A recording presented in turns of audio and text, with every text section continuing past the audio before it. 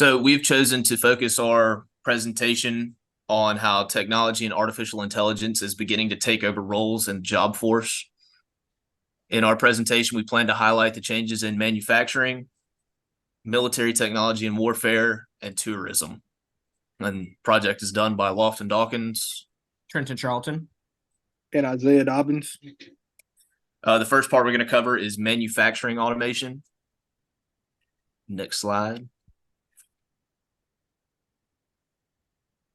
With companies leaning towards automating processes to cut costs and become more streamlined, our society is faced with issues of losing jobs in factories and logistics.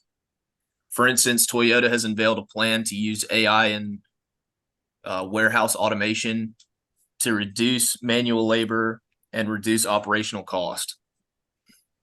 If companies begin to switch to AI for operations management and logistics, many people who have dedicated themselves to these fields could be out of a job due to machines being more cost efficient than them and having less downtime and turnaround. Automation in assembly line manufacturing could lead to a large group of working class people in our area, specifically at the Mercedes plant, out of a job because their employer utilizes fully automated systems that can operate 24/7 with minimum human intervention, leading to increased productivity and reduced labor cost. With automated systems becoming the future of the workforce, Tuscaloosa could be in danger of losing thousands of jobs due to Mercedes.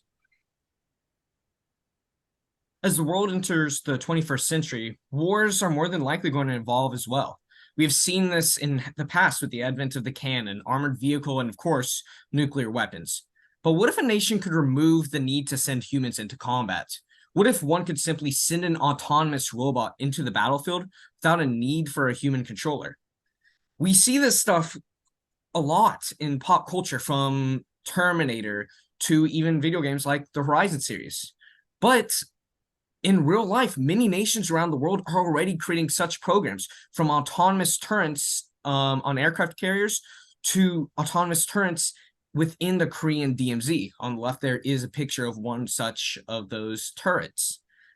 Of course, such advancements carry inherent risks. Threats to human life remain a key concern to people around the world. Entire franchises have been spawned. Furthermore, but thankfully, the United States has already ruled out the use for these weapons. It's already been being looked at because we're afraid such weapons can be abused. For instance, when the United States ran a simulation with a Predator drone, the Predator drone gains points by taking out specific targets, while a handler makes sure gives the drone certain bounds.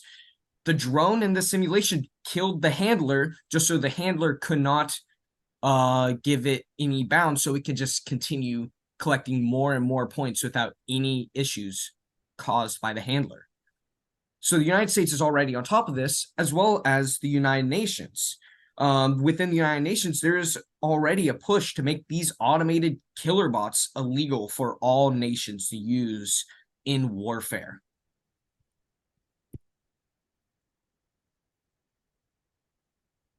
All right, so now I'm going to talk about tourism automation.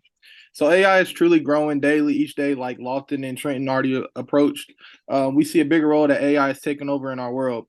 Ever since the pandemic, AI has grown rapidly as cities try to restore. But before we know, will AI be taking over roles in travels and tourism, which will make people lose their jobs? Will we really want to put our faith in the AI pilot to fly us across the country? They believe with this switch, they will bring more productive employees and happier customers. Do we truly believe that, though? We have changes such as voice-based assistance, enhanced decision-making, and planning for customers. We got such things like different AI-powered travel applications that personalize trips and truly take over our life and our phones. They believe with this change that AI is what is best for the future in a way that we still haven't tested yet. When in a way, it is truly a way for companies to cut down on costs and save themselves a buck. They want to replace humans totally with robots and take away our jobs because that's what they feel like is best for business. Here are our citations. We thank y'all for watching. And yeah.